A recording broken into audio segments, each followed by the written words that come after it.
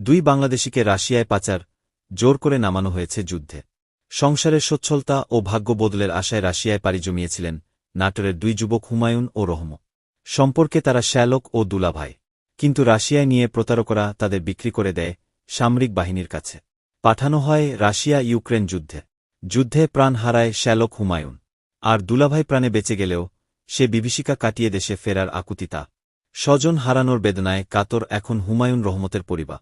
দালাল চক্রের প্রলোভনে জমিজমা স্ত্রীর গহনা এবং উচ্চসুদে লোন নিয়ে রাশিয়ায় পাড়ি জমিয়েছিলেন নাটোরের সিংড়া উপজেলার দুর্গম হুলহুলিয়া চৌধুরীপাড়া গ্রামের রহমত আলী ও তার শ্যালক হুমায়ুন কবির। গত বছরের 18 অক্টোবর দালালরা তাদের নিয়ে রাশিয়ায় বিক্রি করে দেয় সেই দেশের সামরিক বাহিনীর হাত। সেখানে স্বল্প সময় প্রশিক্ষণ নিয়ে তাদের পাঠিয়ে দেয়া হয় যুদ্ধের ময়দানে। গত 26 জানুয়ারি ইউক্রেনের ড্রোন হামলায় প্রাণ হারায় হুমায়ুন কবির। সেখান থেকে মুঠোফোন মেসেজে শ্যালক হুমায়ুনের মৃত্যুর খবর জানিয়ে নিজেকে পরিবারের কাছে ফিরিয়ে নিতে আকুতি জানায় রহম।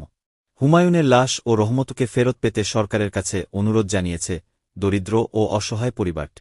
এ ঘটনায় নাম এসেছে ড্রিম হোম ট্রাভেলস এবং তামান্না ট্রাভেল এজেন্সি নামে দুটি প্রতিষ্ঠানে।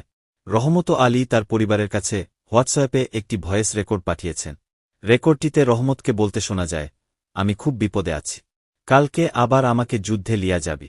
যুদ্ধে লিয়া গেলেই নির্ঘাত মৃত্যু। আমরা তো যুদ্ধের কোনো কলাকৌশল জানি না।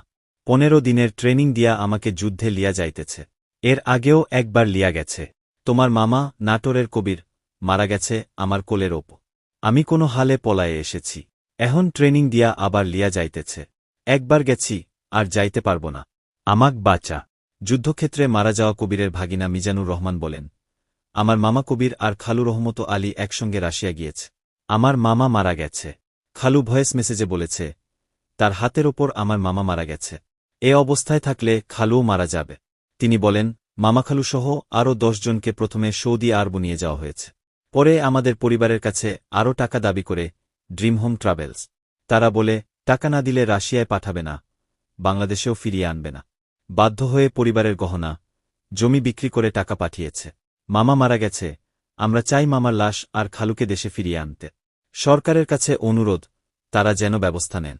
মিজানুর রহমান আরও বলেন, রাশিয়া থেকে যখন বলল তাদের যুদ্ধে পাঠানো হচ্ছে, আমরা ট্রাভেল এজেন্সিতে যোগাযোগ করেও পাইনি। তাদের অফিসে গিয়ে দেখি তালা লাগানো। এখন সরকার ছাড়া আমাদের কোনো ভরসা নেই। এসব বিষয়ে জানতে অভিযুক্ত এজেন্সি ড্রিম হোম ট্রাভেলসের চেয়ারম্যান আবুল হাসান ও তামান্না ট্রাভেল এজেন্সির মুঠোফোনে একাধিক দিনে একাধিকবার চেষ্টা করলেও নম্বরগুলো বন্ধ পাওয়া যায়। প্রবাসী কল্যাণ ও বৈদেশিক কর্মসংস্থান মন্ত্রণালয়ের এক কর্মকর্তা এ নিয়ে বলেন, এ ঘটনায় আমাদের পররাষ্ট্র মন্ত্রণালয়ের মাধ্যমে রাশিয়ার পররাষ্ট্র দপ্তরে জানানো হয়েছে। তাদের বলা হয়েছে বিষয়টি খতিয়ে দেখতে। তিনি বলেন, যে এজেন্সির মাধ্যমে গেছে তাদের সম্পর্কে খোঁজ নেওয়ার জন্য আমরা গোয়েন্দা সংস্থাকে বলেছি। তাদের প্রতিবেদন পাওয়ার পর আমরা ব্যবস্থা নেব।